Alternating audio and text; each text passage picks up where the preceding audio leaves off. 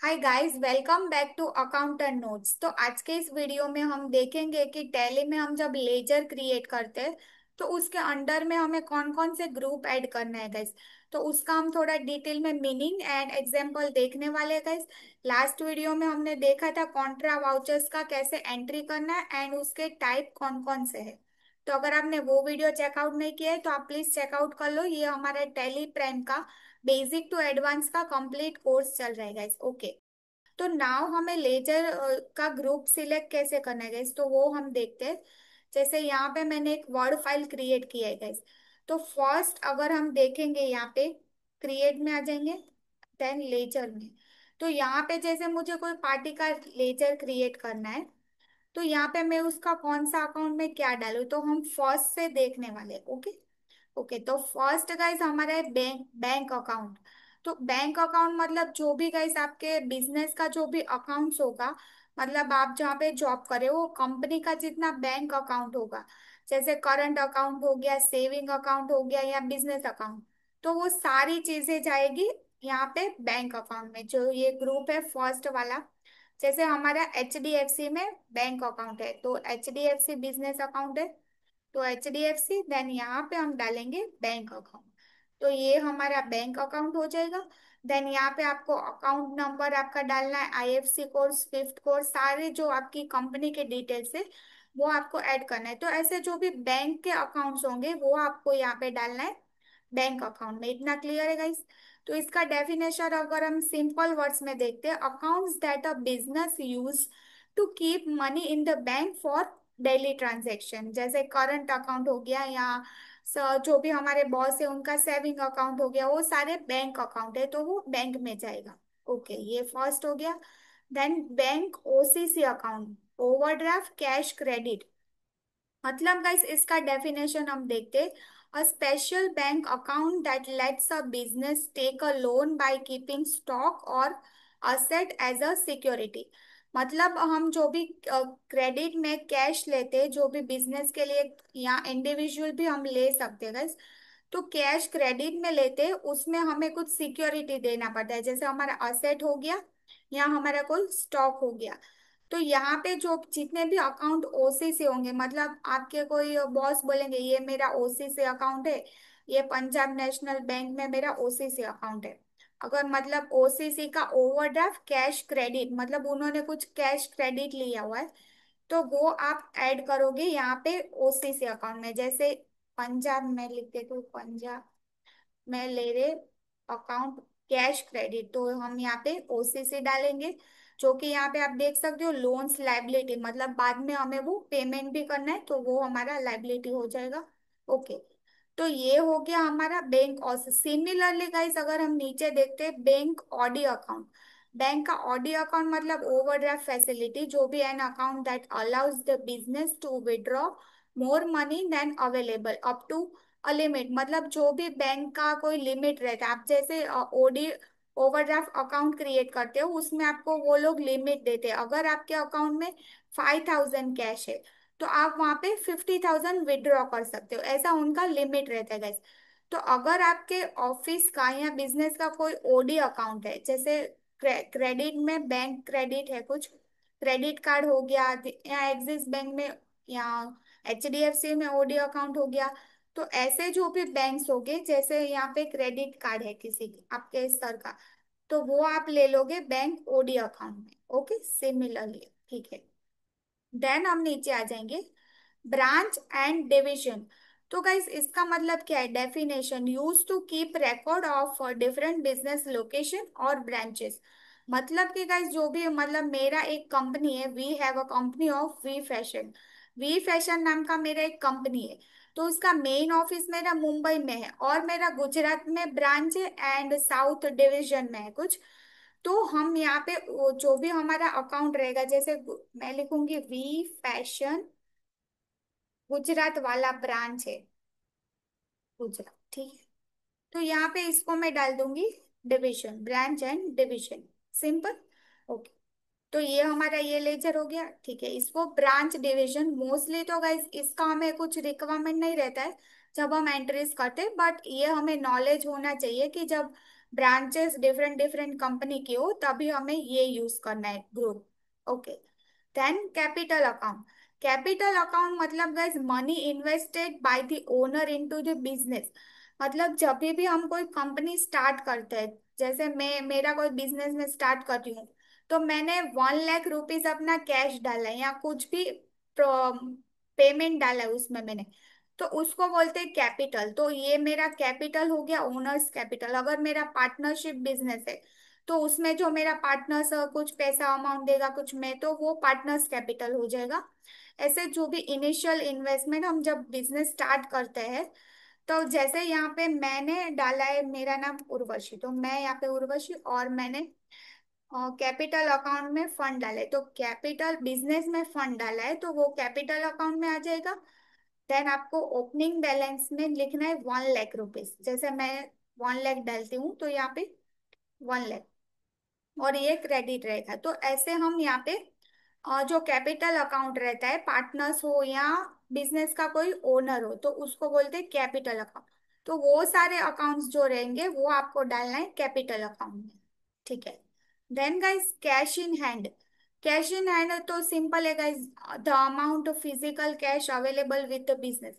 मतलब जो भी आपके पास बिजनेस का कैश पड़ा है, तो यहाँ पे सपोजिंगली मेरे पास कैश पड़ा हुआ है। कैश का गाइस ऑलरेडी एंट्री देता ही है टेलीग्राम में बाय डिफॉल्ट, तो वो हम एंट्री चेक कर लेते हैं जो कि हमें टेली ने प्रोवाइड किया है। ओके। तो ये हमारा असेट है गाइस, करंट असेट। तो कैश इन हैंड मतलब जो भी कैश हमारा फिजिकल कैश होगा वो, उसका ग्रुप कौन सा होगा, कैश इन हैंड। ठीक है, सिंपल। ठीक है। देन हो गया करंट असेट। करंट असेट इसका डेफिनेशन हम देखते हैं। Things the business owns that can be turn into cash with in a year. Okay. तो ये जो मतलब विद इन अ ईयर हमें वो हमारा जो असेट है वो हम उसको यूज कर सकते हैं। जैसे इन्वेंट्री हो गया 1 ईयर के तक वो खत्म हो जाएगा, उसको बोलते हैं current year, sorry current asset. Inventory हो गया, देन कैश हो गया, then accounts receivable, then short term investment हो गया, वो खत्म हो जाएगा पीरियड उसका, तो वो हमारा करंट असेट हो जाएगा। देन प्रीपेड एक्सपेंस, जो भी हम इलेक्ट्रिसिटी या पेड करते हैं वो सब प्रीपेड। देन बिल्स रिसीवेबल, मतलब जो भी पार्टी से पेमेंट लेना है हमें बिल्स का, तो वो हो गया। तो इसको बोलते हैं करंट असेट। नाउ गाइस अगर हमें यहाँ पे लिखना है इन्वेंट्री, तो जैसे इन्वेंट्री मेरे पास कुछ पड़ा है मशीनरी या नॉट मशीनरी, इन्वेंट्री जो भी 1 ईयर तक हम यूज कर सकते हैं, तो उसको हम यहाँ पे डालेंगे current asset.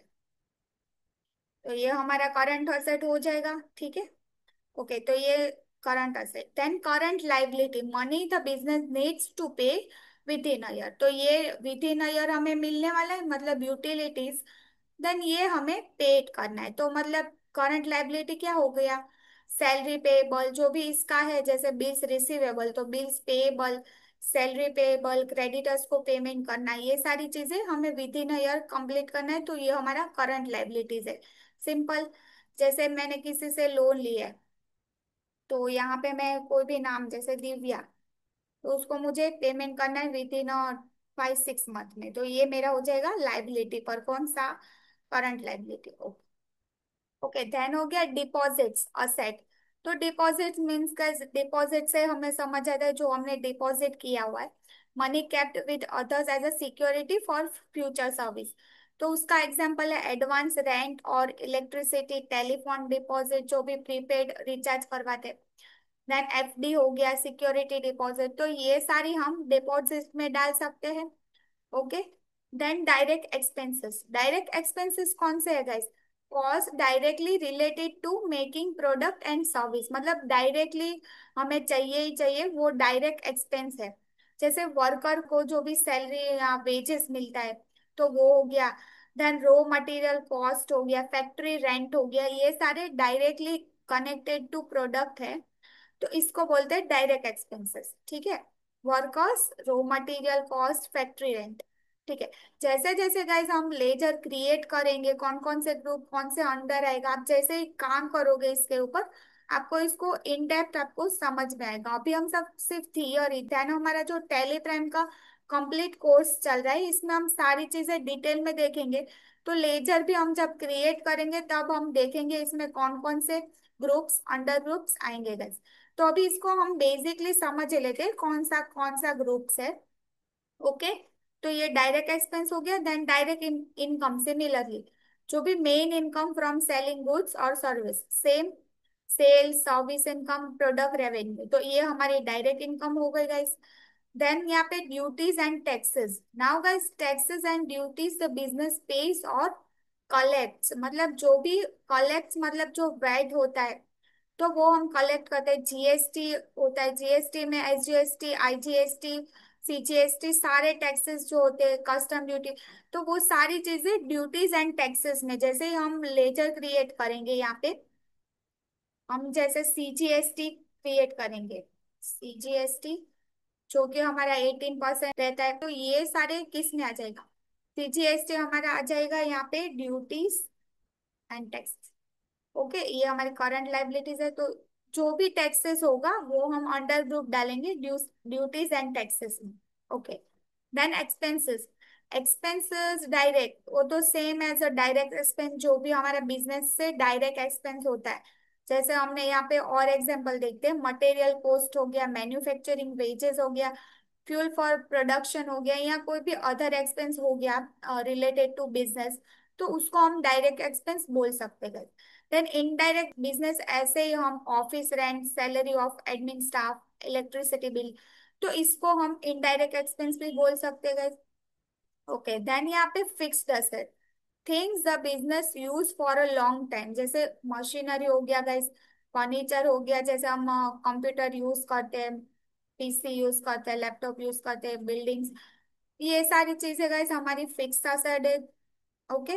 Then income, income मतलब गाइस डायरेक्ट इनकम, जो भी हमारा same as a direct income, मतलब सेल्स रेवेन्यू, जो हम सेल करते हैं उसमें से जो हमें रेवेन्यू मिलता है, तो sales revenue, service charges, commission received, ये सारे हमारी हो जाएगी इनकम डायरेक्टली जो हमें मिलते हैं guys. Okay. Income indirect, now income not related to the main business को हम बोलते हैं इनडायरेक्ट, जैसे interest income, rent received, dividend received, ये सारी हमारी इनडायरेक्ट इनकम है business. Okay. Then indirect expense सेम है गाइस, इसको भी हमने देख लिया, सेम है, टेलीफोन, इंटरेस्ट, ट्रैवल एक्सपेंस, ये सारे जो भी एक्सपेंसेस स्मॉल स्मॉल एक्सपेंसेस रहते हैं उसको गाइस आप इनडायरेक्ट एक्सपेंसेस में ऐड कर सकते हो आप। देन इनडायरेक्ट इनकम, जैसे interest from bank, income from investment, rental income, ये हमारी हो जाएगी, कोई हमारी प्रॉपर्टी है गाइस उसमें से कोई रेंट पे हमने दिया है तो उसको बोलते हैं रेंटल इनकम, तो वो हमारी इनडायरेक्ट इनकम हो जाएगी। देन यहाँ पे आता है इन्वेस्टमेंट, तो investment guys money the business puts into shares, bonds और फिक्स डिपॉजिट, तो ये हमारी हो जाएगी इन्वेस्टमेंट। तो जो भी ये हमारा शेयर्स होगा, बॉन्ड होगा, एफडी होगा, वो सारे आपको डालना है यहाँ पे इन्वेस्टमेंट में। जैसे हमारा यहाँ पे म्यूचुअल फंड कोई भी बैंक में है तो म्यूचुअल फंड में लिखती हूँ, देन ये वो आ जाएगा हमारा इन्वेस्टमेंट, तो यहाँ पे मैं इन्वेस्टमेंट। ओके। देन जो भी अमाउंट रहेगा आप ऐड कर देना, ऐड कर सकते हो, तो इसको बोलते हैं investment. Mutual fund, FD, shares, bonds, जो भी है। ठीक है। Now guys loans and advances asset as a asset, तो loan given by business to others, मतलब बिजनेस से हम किसी को थोड़े टाइम के लिए लोन्स देते हैं या एडवांस देते हैं, तो उसको हम असेट में कैलकुलेट करते हैं। जैसे लोन टू एम्प्लॉय, मतलब किसी एम्प्लॉय ने लोन लिया तो वो आ जाएगा लोन एंड एडवांस में आ जाएगा। Then advance to supplier, okay, then loan to branch, GST receivable, TDS receivable, ये हमारे सारे लोन्स एंड एडवांसेस है। ओके। देन ये सिंपल है guys, loans and advances. Loans and liabilities, money borrowed by the business to be repaid later, तो बाद में तो हमें उसको पेमेंट करना है, जैसे बैंक लोन हो गया, वहीकल लोन हो गया, देन टर्म लोन हो गया, तो ये सारे हमारे लोन्स हो गए जो आएगा loans liabilities. Okay. Miscellaneous expenses जो कि असेट, तो इसका डेफिनेशन गाइस हम देखते हैं, small expenses treated as a asset for now to be written off later. मतलब गाइस हम एग्जांपल देखते हैं, you pay 10,000 in advance for an advertisement company that will run ad next month. मतलब जो भी हमारा हमने एडवर्टाइज के लिए पेमेंट किया है गाइस, कोई हमें एड रन करना है तो वो एड रन होगा नेक्स्ट मंथ में, बट उसको हमने प्रीपेड कर दिया है, तो वो हमारा हो गया मिसलेनियस एक्सपेंसेस और set. Okay, preliminary expenses advertisement देख लिया, सेटअप कॉस्ट, तो ये सारे हमारे miscellaneous expenses. Okay, now provisions. Provisions means money set aside for future payment और लॉसेस और फ्यूचर लॉस। ओके, तो यहाँ पे मैं आपको ये बताना चाहती हूँ, वह रकम होती है जो कंपनी अपने भविष्य में होने वाले जो उनको नुकसान है, उनको लगता है हाँ ये इतना लॉस होगा कंपनी में, ये नुकसान होने वाला है, ऐसा प्रेडिक्शन रहता है गाइस, तो उसको बोलते हैं प्रोविजन। जैसे प्रोविजन फॉर टैक्स, टैक्स का पेमेंट करना रहता है, फिक्स असेट का डेप्रिसिएशन मतलब उसका वैल्यू कम हो जाता है, देन बैड डेट्स होता है, वारंटी प्रोविजन होता है। तो ये सारे प्रोविजंस होते हैं, इनका एक्सपेंस पता रहता है बिजनेस में, तो वो अलग रखते हैं हम खर्चा, तो वो बोलते हैं प्रोविजंस, तो वो सारे हम ऐड करेंगे प्रोविजंस। जैसे प्रोविजन फॉर टैक्स हो गया यहाँ पे, प्रोविजन फॉर टैक्स का अगर आप लेजर बनाते हो तो वो आ जाएगा यहाँ पे प्रोविजंस, यहाँ पे provision for bad tax. Okay, तो ये हमारा आ जाएगा प्रोविजन में। ठीक है, जो भी हम अलग रखते हैं कैसे, इतना आप याद रखना, जो भी खर्चा हम अलग रखते फ्यूचर लॉसेस के लिए उसको बोलते हैं provisions. Then purchase account. Purchase account money spend on buying goods to sell. मतलब जो भी हम परचेस करते हैं, अभी मैंने कुछ पार्टी से रॉ मटेरियल परचेस किया गया, तो वो किस में आएगा, जैसे मैंने XYZ लिमिटेड से कुछ परचेस किया है, तो वो हमारा आ जाएगा परचेस अकाउंट। जैसे नॉर्मली गाइस हम परचेस अकाउंट जैसे परचेस का बिल क्रिएट करते हैं, तो यहाँ पे हमें उसमें लेजर डालना पड़ता है, कौन से लेजर में हमें डालना है, तो उसमें आपको एक क्रिएट करना पड़ता है परचेस अकाउंट। तो वो अंडर कौन से ग्रुप में आएगा, अंडर वो आएगा परचेस अकाउंट के ग्रुप में, क्योंकि वो हमारा परचेस है। तो ऐसे हम लेजर क्रिएट करते हैं परचेस अकाउंट का। देन परचेस ऑफ गुड्स हो गया, inventory bought. Okay, reserves and surplus. Now profit kept aside for future use और इमरजेंसी। तो guys मीनिंग डेफिनेशन और मीनिंग देख के हम समझ गए कि हम जो प्रॉफिट है उसमें से कुछ हिस्सा इमरजेंसी के लिए सेव करके रखते, जो हो गया जनरल रिजर्व हो गया, PNL हो गया, कैपिटल रिजर्व हो गया। ओके, तो ये सारी चीजें हम डालेंगे रिजर्व्स एंड सरप्लस में, ऐसा कुछ भी अमाउंट रहेगा तो वो आप इसमें डालोगे।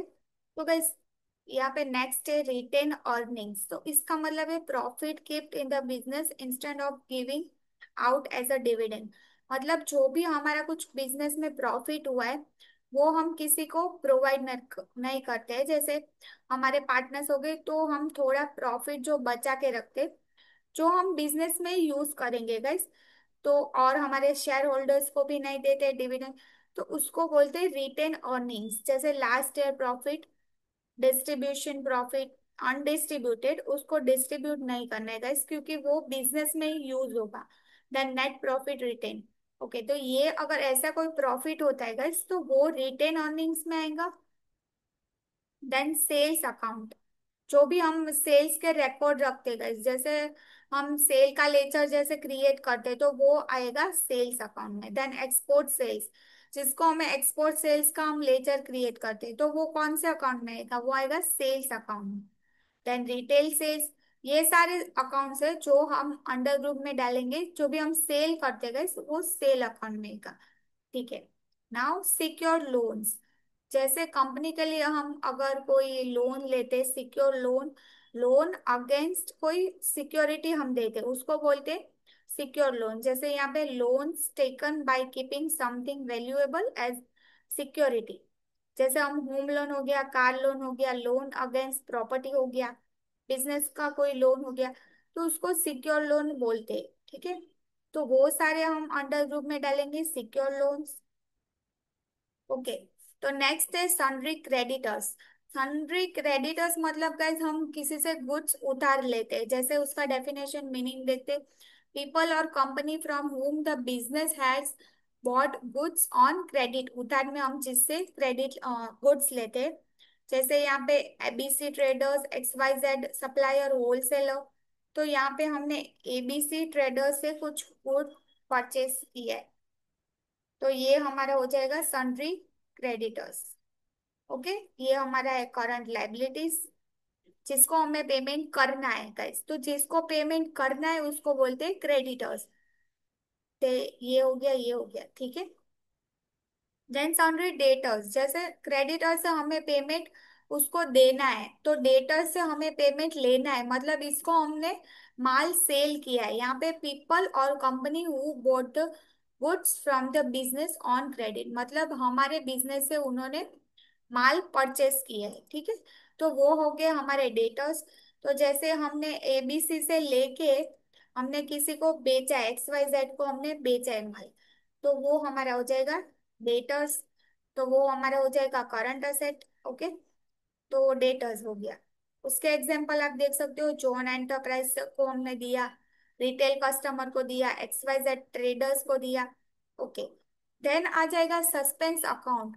तो गाइस कभी कभी हम जब एंट्रीज करते हैं, कोई किसी का पेमेंट आता आता है, तो हमें जब पार्टी का पेमेंट एडवांस में आता है तो हमें पता नहीं रहता कि कौन सी पार्टी का पेमेंट है, तो वो हम टेम्पररी डाल देते हैं सस्पेंस अकाउंट में। आफ्टर दैट उसको हम क्लियर करते, एंट्री करते हैं कौन सा पार्टी है, देन उसको हम रिमूव करते हैं सस्पेंस अकाउंट। तो ये है temporary account for unclear and unknown transaction, ठीक। For example unknown bank entries हो गया, अनमैच डिपॉजिट हो गया, एडजस्टमेंट एंट्री हो गया, वो सस्पेंस अकाउंट में आएगी, ठीक है। Now unsecure loans. तो जैसे हमने सिक्योर लोन देखा, उसमें सिक्योरिटी रहता है guys, तो इसमें loans taken without giving any security, मतलब हम किसी से पर्सनल लोन लेते, या लोन फ्रॉम फ्रेंड, यहाँ पे है लोन फ्रॉम डायरेक्टर, ऐसा कोई हम अगर फ्रेंड से सर्कल से लोन लेते, तो उसको अनसिक्योर, जो भी अनसिक्योर पर्सनल लोन, अगर आपके कोई बॉस बोलेंगे पर्सनल लोन मैंने लिया है, पर्सनल लोन आपको ऐड करना है अनसिक्योर, ठीक है। तो ऐसे हम गाइस यहाँ पे ग्रुप्स, हम जैसे हमने देखा यहाँ पे इतने ग्रुप्स है, कौन कौन से ग्रुप्स है, जैसे बैंक अकाउंट है, OCC OD account, branch and division, कोई डिफरेंट कंट्री मतलब सिटी में हमारा बिजनेस है। देन कैपिटल अकाउंट, अगर हम इन्वेस्ट करते हैं बिजनेस बिजनेस में, कैश इन हैंड, जो भी कैश रहेगा। Then current asset, current asset मतलब थोड़े टाइम में वो असेट हमारा यूज हो जाएगा, तो करंट लाइबिलिटी। डिपॉजिट हो गया, डायरेक्ट एक्सपेंस हो गया, डायरेक्ट इनकम हो गया। तो ये सारे ग्रुप से गाइज, जैसे जैसे हम टैली में काम करेंगे, वर्क करेंगे, लेजर क्रिएट करेंगे, तो उसमें हमें प्रैक्टिस हो जाएगा गाइज। तो अभी इसमें हमने देख लिया। नेक्स्ट वीडियो में गाइज, लास्ट वीडियो में हमने कॉन्ट्रा एंट्रीज देखा था वाउचर्स का, तो नेक्स्ट वीडियो में हम पहले परचेस ऑर्डर कैसे क्रिएट करना है वो देखेंगे, देन स्टेप बाय स्टेप हम सेल सारी चीजें, क्योंकि ये हमारा Tally Prime basic to advance है, तो हम पहले परचेस ऑर्डर देखेंगे, फिर सेल ऑर्डर, फिर कैसे हमें आगे का प्रोसेस करना है, सारी चीजें हम देखने वाले गए। तो अगर वीडियो आपको यूजफुल लगा तो प्लीज मेरे चैनल को लाइक शेयर एंड सब्सक्राइब करिएगा, और इन बिटवीन अगर आपको कुछ डाउट है तो कमेंट करिए। ओके, मिलते हैं नेक्स्ट वीडियो में। Thank you for watching.